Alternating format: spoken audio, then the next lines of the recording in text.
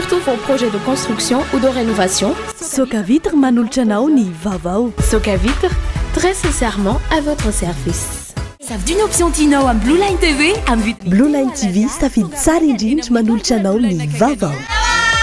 Blue Line TV safidy tsara indrindra. La couche molle fixe est beaucoup plus absorbante que les autres couches connues. Couche molle fixe manolotra anao ny fampalalam-bavao. La 4G Batelma vous présente ny vavao.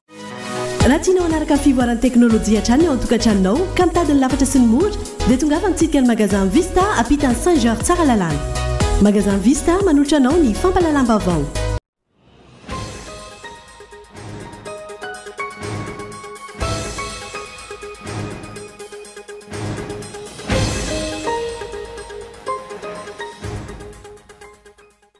Nanomboka tamin'ny atoandro teo ny andro voalohany eo amin'ny fiaonan'ny solombavamboaka sy ny mpikambana eo anivon'ny gouvernemanta ary mitohy hatramin'izao alina izao. Fohy dia fohy ny fotoana namelabelaran'ny gouvernemanta ny asa vitany. Fianakaviana manodidina ny 300 ny ravana-trano tao amiadana andriana ampefy. Nijoro ireo mponina manohitra izany vokany olona 4 nahiditra ponja. Ahina ny isin'ny fifandonana eo amin'ireo mponina andanina sy ireo milaza fahomanana ny taratasy ankilany. Tsy misy mandohetra avokoa ny roapatelon'ny malagasy, mbola maro ihany koa ny osika ho an'ireo manao filazana araketra.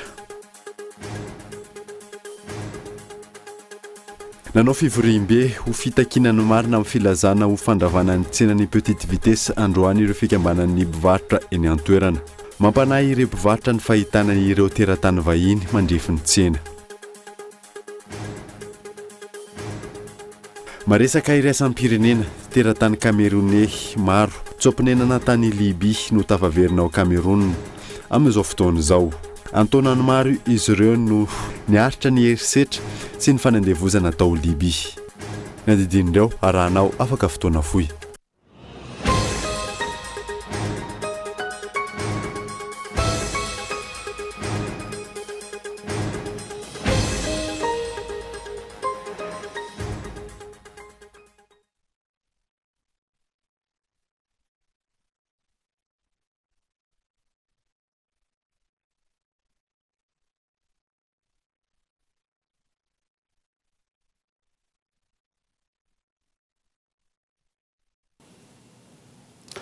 Finaritra tompoko lasy sy tompoko vavy manasanao ary anaraka ny fampalalan'ny Voankolo TV hatramin'ny farany. Nanombotsika ny vaovao dia nanomboka tamin'ny atoandro teo ny andro voalohany eo amin'ny fiaonan'ny solombavamboaka sy ny mpikambana eo anivon'ny gouvernemanta ary mitohy hatramin'izao alina izao. Fohy dia fohy ny fotoana namelabelaran'ny gouvernemanta ny asa vitany. Andra Arson.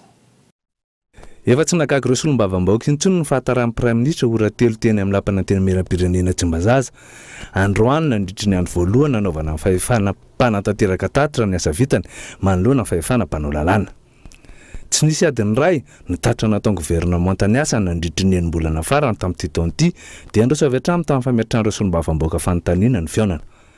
Ny anatanterahana ny filakevitry ministra Manjanga amin'ny sabotsy alahady izao miaraka amin'ny congrès régional ny Antoko SVM mananton'izao amiany izao raha nambaran'ny solombavamboaka antrefin'Raza Jery voafidy avy any Taulanaro. Fa mandesa ady ny feo androany hoe rapitso ireo membre ny gouvernemanta ireo dia hitodidomaka ny Mahajanga daholo satria misy ny congrès ny Antoko SVM ny Mahajanga raha teo koa mitambatra amin'ilay conseil des ministres zay atao ny asabotsy zao any atoerana ihany. Manahy zany zahay fa tsy afaka ny andray fitenenana mihitsy amin'izao fiaonana zao na dia manam-panirina ny andray fitenenana ary. Dia raha mahafantatra fa tsy dia misy zavatra andrasana loatra ny manoloana n'izay ho valiteny satria tsy azo eritreretina koa amin'ity fiaonana ty ny ananany membre gouvernemanta fotoana amalina n'ireo etaeta ny solombavambahoaka fa dia ho etaeta miapita tsisy valina zany no isy amin'ity fiaonana indray mitoraka aty. Fomba sisa ny fiaonana eo amin'ny fahefana rotonja satria efa nitakiny anatsarana ny fotodrafitrasa ho amin'ny fambolem-bary ny solombavambahoaka hatrizay saingy tsy misy vahaolana maty raha tolotry ny mpanantanteraka. Hoy ny solombavambahoaka raha Arimanarivo vankinirina voafidy avetsy Atsimondrano.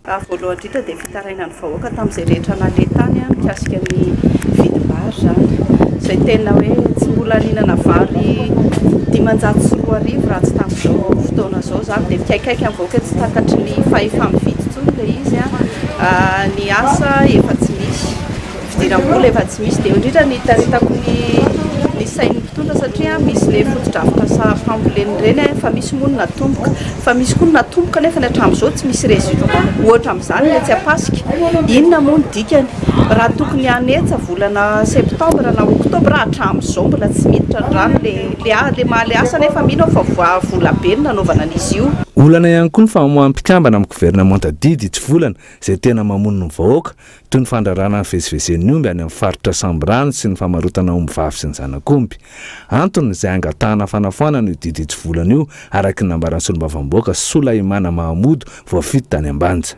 Didim-panjakana naboaka ny arrêté interministériel mikasiky ny fiainam-bahoaka zegny any avaratra agny mikasiky ny fandrarana ny fivezivezen'ny omby vavy sy ny zanaka omby avy eo zegny ny fandrarany fitondragna zegny ny fandafosana omby vavy sy zanaka omby latsaky ny 7 volana zay zavatra zay ny verine fa zavatra maniry fiainam-bahoaka ny fotoana mahasarotro antsika azy io raha olo mba mieritreritra ny fiainam-bahoaka tsy tokony hagnano igny arrêté igny satria miaigny amin'ny fiainam-bahoaka indrindra amin'ny faritravaratra ary everiko fa eran'ny Madagasikara tratran'izay ny tantsaha rehetra agny avaratra zegny dia zay mpiompiomby ny mpiompiomby indrindrandrindra dia atsika miteny izy io ty zay fotoagna fandefasana omby avy amin'ny tany iva alefa agny amin'ny tany avoavo ary sy tany malalaka satria efa tery mifaritra sambrano noho ny voly fanondrana isan-karazany ary koa dia beton-dradrano mba hialagna amin'ny fahafatesany omby maro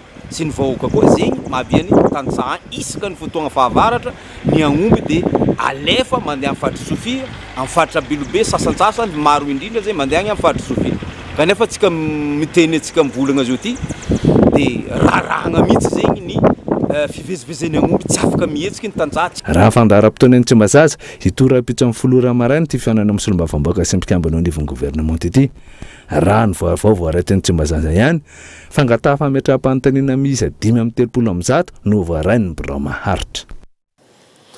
Fianakaviana manodidina ny 30 noravana trano tao miadana andrina ampefy mijoro ireo mponina manohitra izany vokany olona efatra nahiditra ampontsy fanadiny io nasaina. Zao nanaovana trano ny anana nefa eritrereto zazakely voateraka amam-bolana dia nirotana zay any an-tsaha ny entana narodana tao ny lamban-jaza ny dimy tao tonga dia nitotorany tao an-tsisy tsy mba misy fampalalana nay kory arodana ny trano tena mampalahelo ny anaovana nay tsy mba misy fampilazana kory hoe arodana ny tranonareo fa tonga dia miaraka amin'ny gendarme 2 nandodana ny trano zay zao zay tsy manan-kelofana tsy avelany mamboly amin'ny tany koa mizaly amin'ny zanako ty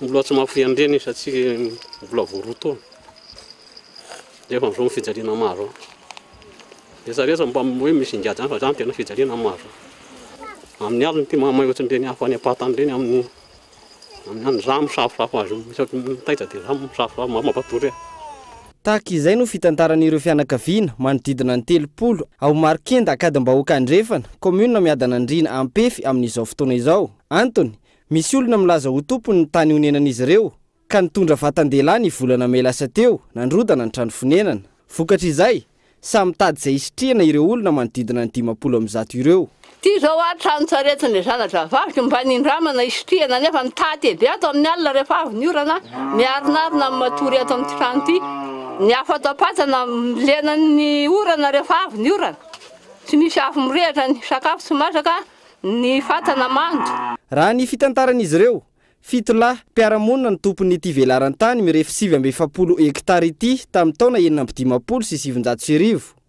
iray tamin'izy ireo ihany anefa no nahita taratasy ka taorian'ny fanaovan'izy fito ireo nitsitsika fa tsy hivadika ny karakara izany tamin'ny ambaratonga pahefana ity farany izay nivadika tamin'ny fifanarahana natao anefa ro pahefana ary nivadika amin'ny fitokisana le rakota soaromasana metrahana fitokisana io izy moa zandry olona indrindra dia navadiny olova indray tompoko lay tany ny ombonana ny raha nanangataka mareny eto nefa fa matona azo ny réquisition 215 nareo ray aman-dreninay dia proof zany aminay fa anisan'ny tompony nangataka ary niara-nangataka tamin'izy fito ankehitriny nefa tompoko dia zao ny zavatra misy fa namorona razana olo vainy zareo dia lazainy fa lova indray le tany izay niarahana nangataka ary dia zao miahatra sy miafara amin'ny fandroahana sy fandravana tanàna fikapana hazo fihinam-boa izao.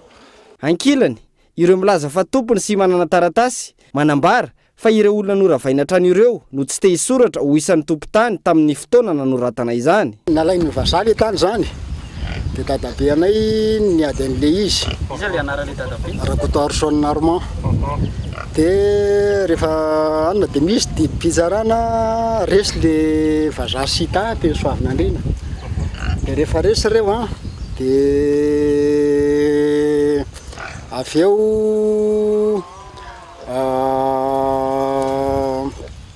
manao didina zany ny didin'ny fanjakana ho atao borina le tany.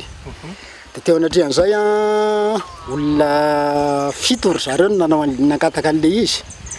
Dia avy eo rehefa 7 ry zareo dia niala ny 3 fa ny 4 no nanao an'le borina satria laza le 3 fa nanana tany vidiana rony ambany rony iny ambany iny azo iny.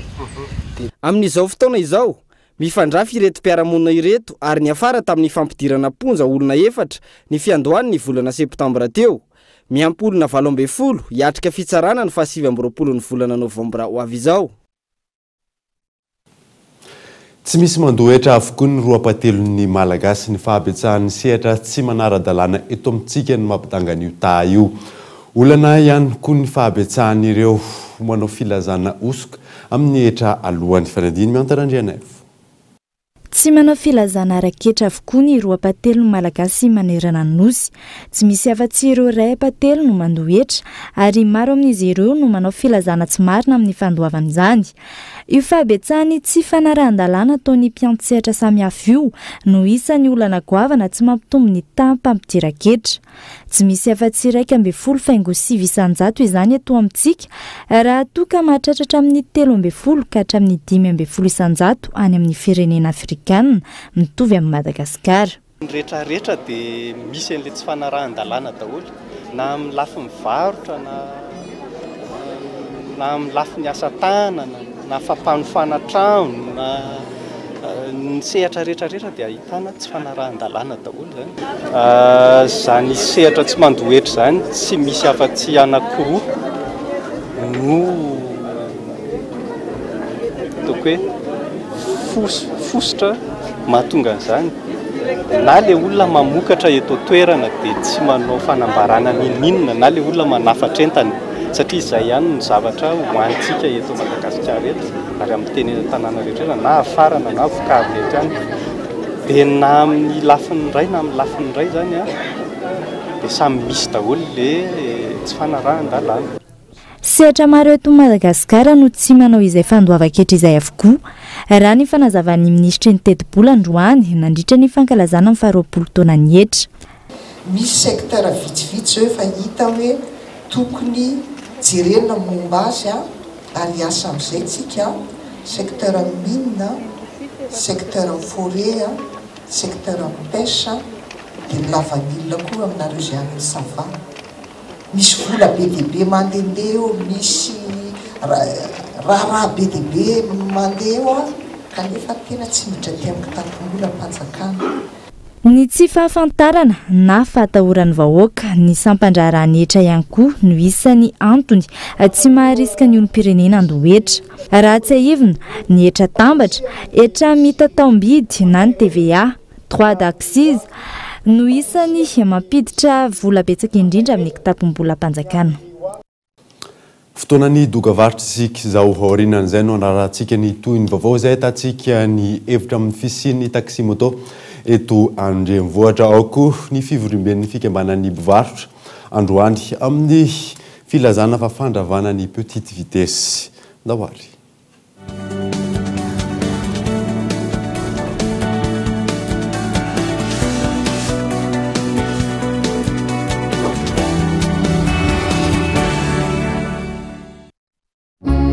Dès l'âge de 1 an, ce que votre bébé expérimenté apprend participe à construire l'adulte qu'il deviendra demain. Son cerveau et son système immunitaire se développent de façon très importante au cours des 3 premières années de la vie. Dans notre centre de recherche, nos experts ont développé le lait de croissance Apta Junior avec Pronutra Plus, élaboré pour les petits à partir de 1 an pour les aider à construire leur avenir, pas après pas. Le lait de croissance Apta Junior de Nutricia, aujourd'hui pour demain.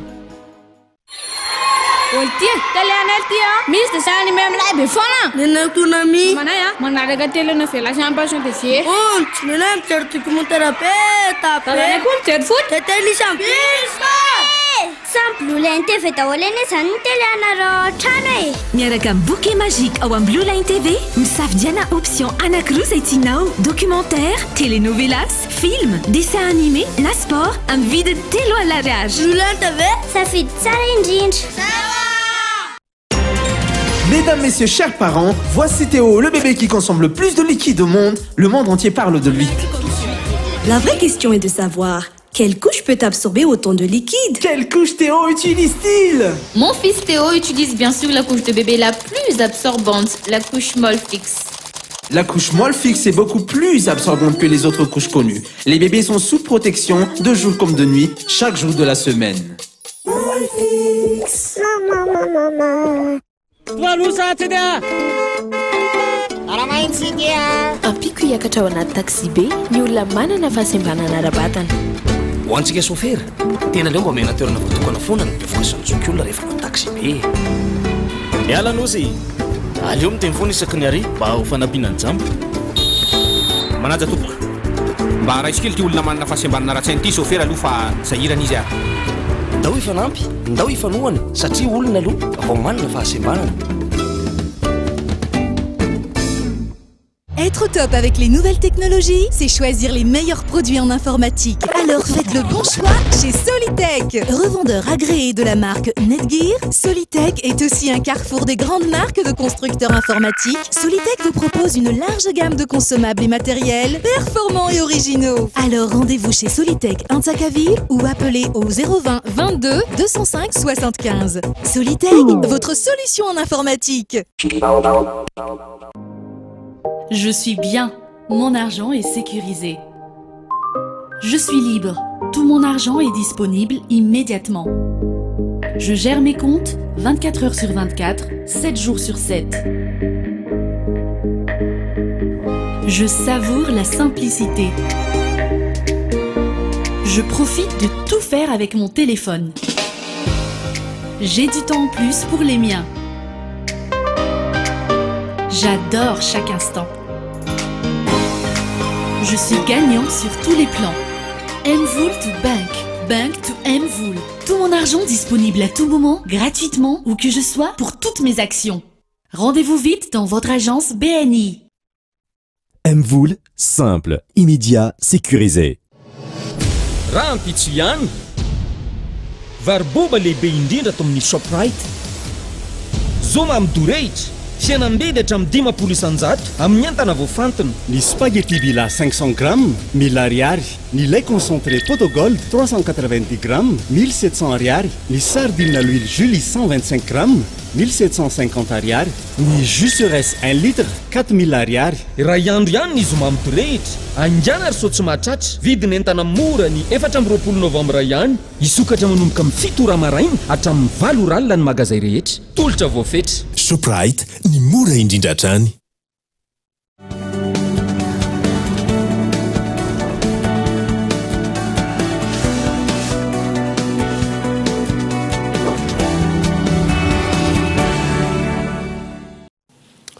Ny anoisantsika ny vaovao ary dia samy manana ny heviny ireo mpisehatra eo amin'ny tontolon'ny fitaterana mahakasika ny fisian'ny taxi moto eto an-drenivohitra. Andaniny commune milaza fa tsy mbola nahazo fangatahana hiditra amin'ny sehatra ny ara-dalàna ankilany famonoana ny fiarakaretsaka ny fampidirana izany raha ny fanazavana azo. Mikael Armalla. Efa maro ny fangatahana nataon'ireo mpitondra taxi moto teny amin'ny ministeran'ny fitateram-bahoaka mahakasika ny fitateran'izy ireo. Saingy tsy fanekena trany no azon'izy ireo raha nambarin'ireo manao ity asa ity. Efa nisy ny fionana teo amin'ny UCTU, ny ATT ary ny ministera saingy tsy nisy marimaritra iraisana raha ny fanazavana trany. Ireo mpitondra taxi moto izay tsy mbola manana ny licence ahafahan'izy ireo mitondra olona amin'izao. Manoloana izany, matahotra amin'ny tsindry sy ny mety azo azy izy ireo. Raha nanontaniana ny zava-misy dia ny safidy ny tsisy eo tare. Io resaka taxi moto io zany tena mamay be mihitsy io. Satria izay zany matahotra hoe ny permis sy ny moto mety hiditra forera mihitsy amin'ny zavatra io. Efa nisy fangatahana natao tany amin'ny ministera fa zareo zany tsy manaiky mihitsy amle anaovana an'ilay hoe ara-dalàna dia io mihitsy zany zao ny tena hoe mba hangatanay. Ny client zany amin'izao efa lasa tsisy confiance intsony dia lasa resaka par téléphone fotsiny natao dia hoe aiza dia anona dia ohatran'izay ny anaovana anazy. Ny fiadidinana Antananarivo renivohitra ankilan'izay milaza ho tsy mbola naharay ny fangatahan'ireo mpitondra taxi moto raha ny fanazavan'ny tompona andraikitry ny fitaterana eo anivon'ny commune. Nefa anaovana service public zany tsy dia tena tsara loatra hoe mandeha décision maika be. Mety hoe mamaly ny mpanjifa hoe mety rapidapida tonga fa ny pourcentage na accident mety ambony be dia eo vao miteraka olana. Fa mbola tsisy demande n'izany hitako mihitsy no tonga aty. Endrika famonoana ny taxi kosa izany, hoy ny filohan'ny FTAR raha ny Rina Clémence. Tsika aloha eto an-drenivohitra fa tsy any amin'ny faritra akory ka hoe andeha hampiasa moyen de transport ohatr'izany. Ohatran'izany ihany efa nahatonga anay ny teny hoe momba ny resaka bajaj tsy mety eto izany bajaj izany, tsy mety eto koa izany taxi moto izany. Eo aloha le resaka hoe insécurité, ianao tsy ahita mihitsy olona andeha hitaingina hiala ao an-trano izy dia hoe andeha hanakana taxi dia hitaingina taxi moto avy eo miaraka amin'ny ataontsika hoe poketra misy volana ny ohatr'izany tsy maintsy hisy ny fanindahana sy ny sisa. Tsy possible mihitsy ny etezana izany resaka taxi moto izany. Tsy ireo taxi no mibahana ny lalana ka mampisy ny fitohanan'ny fifamoivoizana fa ny fepetra raisin'ny commune no diso toerana raha ny nambaratrany. Hatreto tsy mbola misy ny vahaolana matipaika mahamany olan'ny fitohanan'ny fifamoivoizana eto an-drenivohitra. Manomboka mitombatrany ny fitohanan'ny fifamoivoizana amin'izao iray volan'ny krismasy ny fetin'ny farantaona izao. Nanao fivorim-be ho fitakinany marina amin'ny filazana ho fandravana ny tsenan'ny petite vitesse androany ireo fikamana ny mpivarotra eny an-toerana. Mampanahy ireo mpivarotra ihany koa ny fahitana ireo teratany vahiny nandrefy ny tsena. Vanadiny Andrarso. Miteraka savorovory ao amin'ireo mpivarotra eny amin'ny petite vitesse ny fahenoan'izy ireo fa ho ravan'ny commune Antananarivo renivohitra asia-panamboarana mialohan'ny fety ny tsenan'ny petite vitesse. Mitaky marina momba izany ireo fikambana mpivarotra ireo androany nandritra ny fivoriam-be no totosain'izy ireo teny ny toerana. Zay tsy manda fanamboarana fa aoka mba tena hifanarahana hoe ohatran'iza fanamboarana an'ilay tsena satria lasa ohatran'ny hoe tokotrano mihono mihitsy dia vahoaka atao anatin'ny petite vitesse. Zay tonga zany dia hafa ny teneny, zay tonga dia hafa ny lazainy. Zay ny tena zavatra tena mampalahelo anay. Fa maninona zany raha tonga dia azavaina tsara mihitsy hoe zao ny anaovana anareo mpivarotra ao, zao ny fomba nambarana ny tsenanareo. Amin'izao fotoana izao bebe tsy mandeha rehefa lasa zoana io. Dia izay zany nangatahan'ny olona, izay nangatahan'ny vahoaka. Alao commune raha samy jora, ataovy mijoro izy manazava vahoaka, zavatra tena tiany entina eto anivon'ity. Mihevitra ihany koa ireto mpivarotra ireto fa misy ambadika politika ny fikasiana io tsena io amin'izao fotoana izao. Zay leo tsao, leo mihitsy zay fisako misy hetsika kely mpitondra mandalo fa mpivarotra eto ihany. Zay miaritsy mafy eto ny lalana eto zao rehefa avy ny orana atatiany rano mandeha amin'ny rano maloto zay. Dia zao dia tenenina indray hoe amboarina ny tsena. Tsy fantatra hoe tena amboarina marina ka mila vaovao marototra re zay tompo azafady. Fa zatao fitaovana politika zay no hanina ihany io dia tavina ihany io. Nareo misolosolo fa zay aty ihany. Nanamafy ny filohan'ny fikambana mpivarotra eny amin'ny petite vitesse fa fifampiresahana mazava ny takin'izy ireo amin'izay tiana atao amin'ny tsenan'ny petite vitesse raha ho amin'ny fanatsarana tokoa.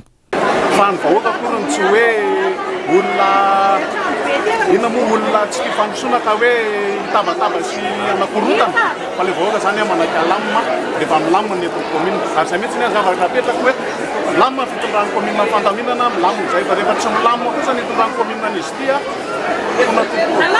nambara reto varitra ny petite visette reto ihany fa manahy izy ireo sao dia hitovy amin'ny nanaovana amin'ny pavion eny amin'ny tsenana nosy be izay nasaina nandoavin'ireo mpivarotra 5,000 ariary no isy ao aorianao eny amin'ny tsena amin'ny petite vitesse.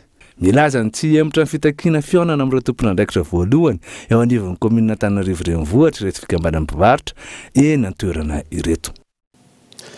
Maresaka iraisam-pirenena kosa indray dia teratany Camerounais maro nitsopinenana tany Libye no tavaverina tao Cameroun amin'izao fotoana izao. Antonany maro izy ireo no niaritra herisetra sy fanandevozana tao Libye. Fanidina amin'ny sariny France 24.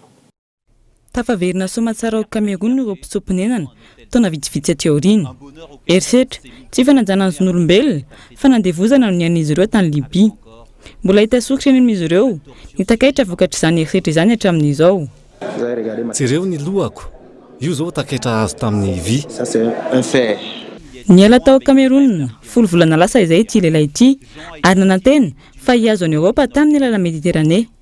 Tsy izany anefa no nitranga isan'ireo ratsibatry ny famarinan'olona ity lehilahy ity. Izany hoe namidy ho andevo inefatra izy tamin'ny 100 hatramin'ny 500 euro.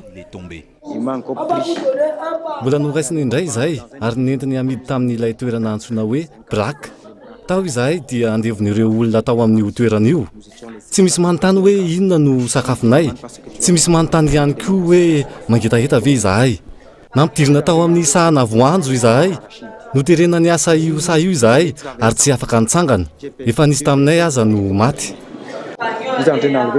Fempianana tahaka izany no naniry an'ity lehilahy ity sy ireo teratany Camerounais miisa 770 itsoaka any Libye ka heverina ao Cameroun. Fiaramanidina manokana avy amin'ny OIM na ny Organisation Internationale pour la Migration no nitondra azy ireo niverina tao Yaoundé. Mbola hita teny amin'izy ireo ny fahadisompana tenana teo am-patongavana. Saika hevery tany Libye avokoa ny fananan'izy ireo. Ho an'ity raim-pianakaviana iray ity ohatra mahatsiaro maivana izy amin'izao fiverenana an-tanindrazana izao miaraka amin'ny fianakaviany. Fiverenana an-tanindrazana izay novidiana lafo tamin'ny alalan'ny fanefana vola manodidina ny $9,000 ho fanafahana ireo zanany-droa. Toy izay ihany koa nahazo ity raim-pianakaviana ity. Bevoka izy no nisy nankakeriny. Tsy maintsy nanefa vola ihany koa ny fianakaviany ho fanafahana azy sy ny zanany. Raha ny fantatra, teratany Camerounais anjatony no mbola ao Libye amin'izao fotoana izao. Araka ny tatitry ny ONU, olona anarivo ny misaka ny zoperenena samihafa no mbola voafandrika ao Libye hatramin'izao. Alohan'ny sarana daverina aminao ireo vaovao-nisongadina tamin'ity alina ity. Nanomboka tamin'ny atoandro teo ny andro voalohany eo amin'ny fionan'ny solombavamboaka sy ny mpikambana eo anivon'ny gouvernemanta.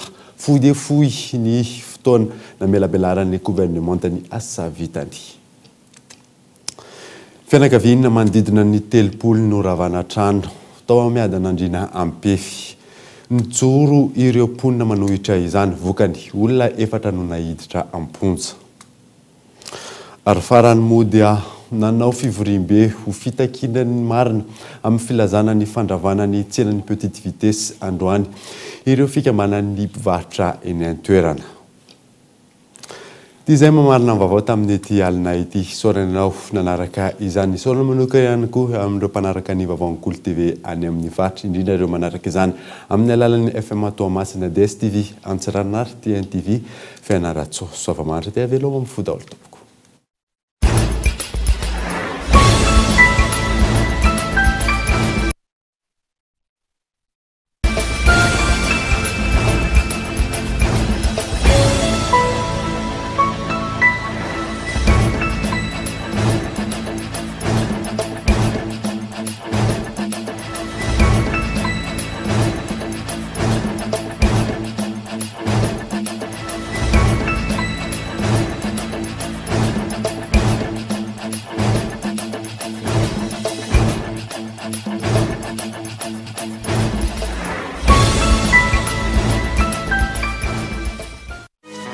Raha tianao hanaraka ny fivoaran'ny teknôlôjia hatrany ao an-tokantranonao ka mitady ny lafatra sy ny mora dia tongava mitsidika ny magasin Vista ampitany Saint-Georges tsara lalàna. Na raha inao teo ny vaovao niaraka tamin'ny magasin Vista. La 4G by Telma vous a présenté Ni vaovao. La couche molle fixe est beaucoup plus absorbante que les autres couches connues. Na raha inao teo ny fampalalam-baovao niaraka tamin'ny couche molle fixe. Savy ny option tianao amin'ny Blue Line TV amin'ny ny vaovao ny rahanao tamin'ny Blue Line TV safidy tsara indrindra. Blue Line TV safidy tsara indrindra. Pour tous vos projets de construction ou de rénovation. Narahinao toy ny fampalalam-bavao niaraka tamin'ny Soka Vitre. Soka Vitre, très sincèrement à votre service.